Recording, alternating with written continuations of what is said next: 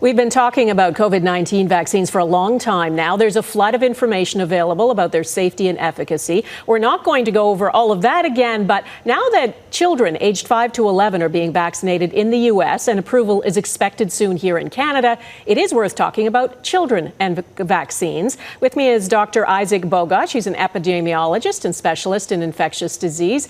Dr. Bogoch, the evidence is overwhelming that COVID-19 vaccines are safe and effective in adults and prevent serious illness and death. In the U.S. now, they're going to be used on kids aged 5 to 11. That only happens, though, after rigorous examination of the safety and efficacy. What do we know about that process? There was a clinical trial that enrolled about 4,000 children looking at the Pfizer vaccine, which we're talking about here for kids. This is a smaller dose of a vaccine.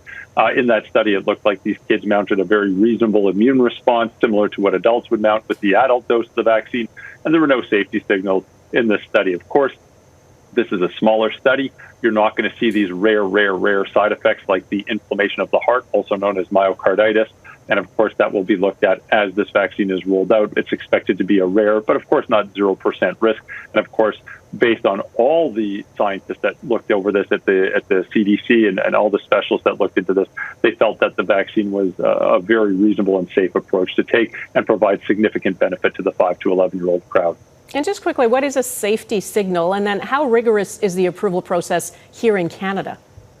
Yeah, safety signals would be things like adverse events related to the vaccine. I think it's fair to say that, of course, it's not going to be zero. We know that there is inflammation of the heart associated with the vaccine. We also know that the virus itself can cause inflammation of the heart in actually a much greater frequency than the vaccine.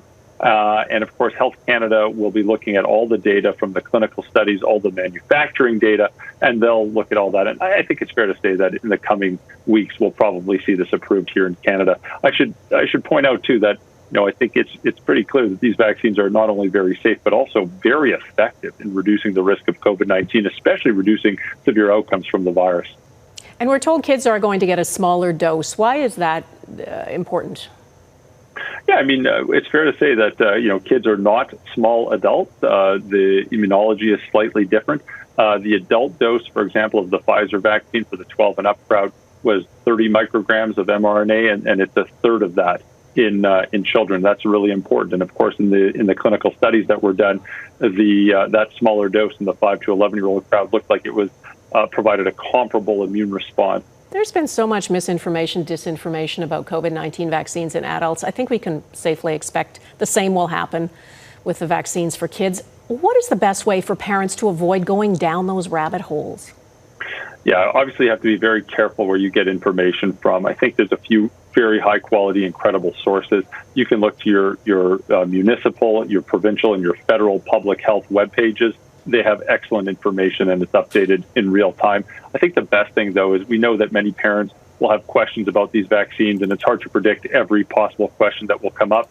The best thing to do is to sit down with your pediatrician or your family physician, whoever's looking after you and your children now, and ask questions, because we have a bit of a gift of time. This is probably still weeks away in Canada, and now is a wonderful time to sit down, ask your questions, and really have personalized treatment here so that when vaccines do roll around, we know that your questions are addressed. That's great advice. Thank you, Dr. Isaac Bogoch in Toronto.